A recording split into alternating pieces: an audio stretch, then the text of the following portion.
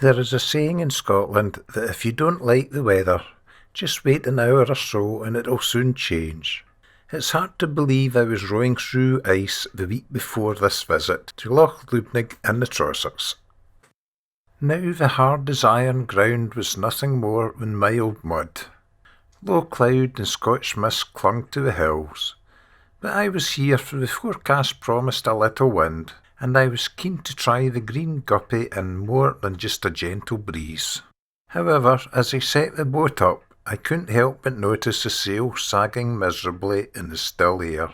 I was still half asleep, as it was only 8:30 in the morning, and, as is often the case, I know the wind can take an hour or so to waken to. To prove how dull my brain was, the more observant of you may notice I rigged the sail on the wrong side of the starboard stay. A light breeze did arise just as I was ready to leave. I rowed into water deep enough to lower the lee board. I had modified it by enlarging its surface area, and I wanted to see if I could get away with using just one lee board instead of two. I hauled in the mainsail sheet as the wind now caught the sail, and I was happily heading for the other side of the loch, still unaware of my schoolboy error in rigging.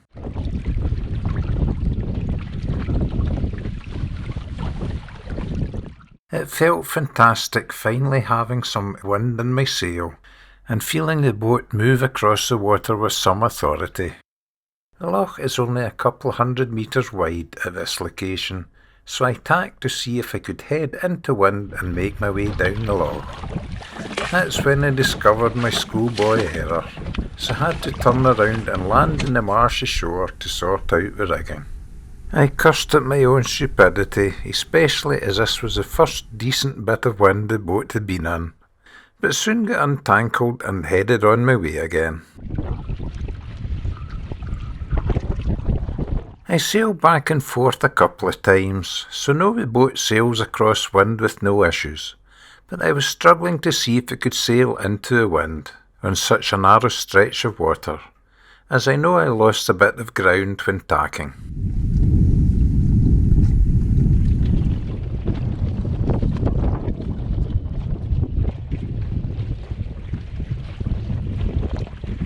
A plan started to form in my sleepy head.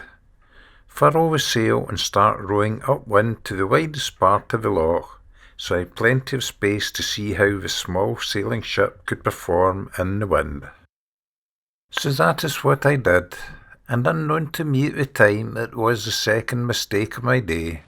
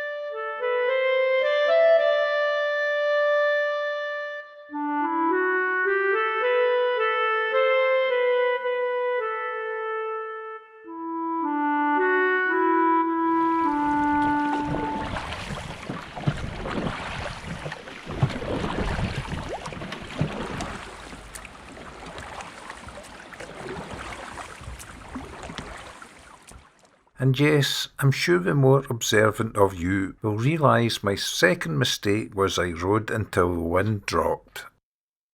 So once again I cursed myself for not making the most of the wind while it was blowing.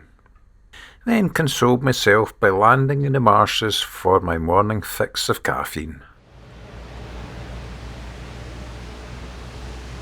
And as there was not much of a view at this location on such a grey day, I gazed at the mist swirling around the hilltops.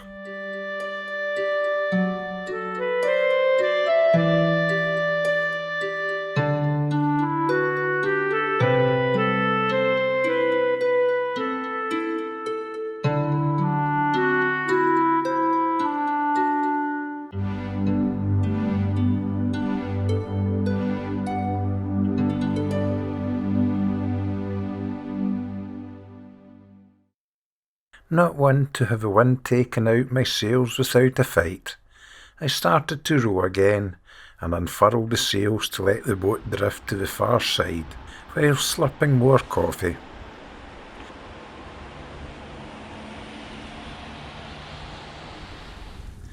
It started to rain, but even that didn't dampen my spirits. I was happy enough just to be out in a small boat.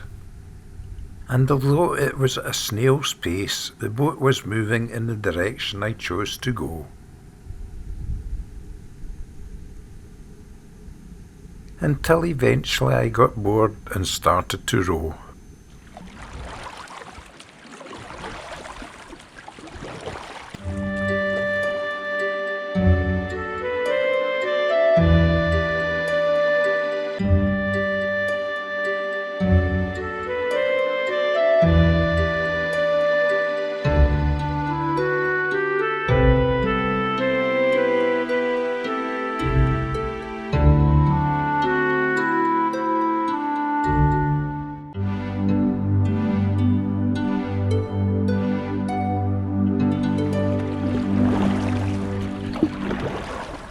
Because the wind had been blowing up the loch, my plan was to keep rowing down the loch until I ran out of steam. Then hopefully a little breeze would blow me back to the car while I recovered from the exercise.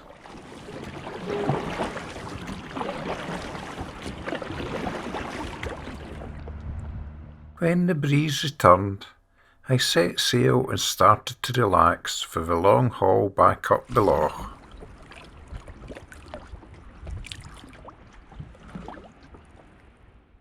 That is when I realised I had made my third mistake of the day. I had presumed the wind would continue blowing up the loch, but in fact it had now changed direction by 180 degrees and was blowing down the loch. I cursed at my misfortune, as it now meant another long row to get back to the car.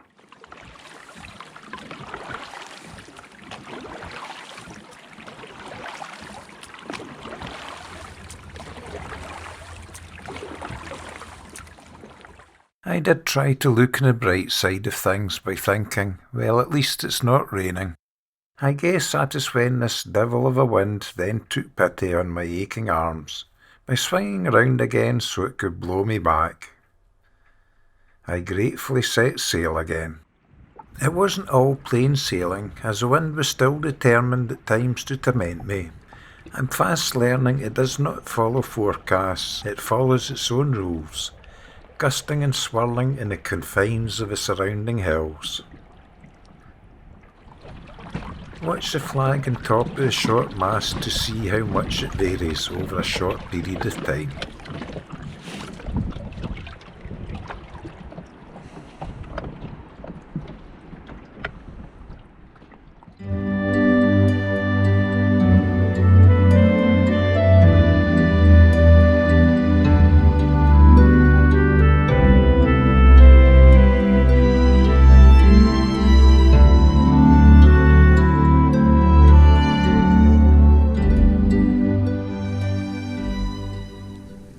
I'm delighted to say that I did get back to the car without rowing again, and I also found that one big lee board works as well as two smaller ones.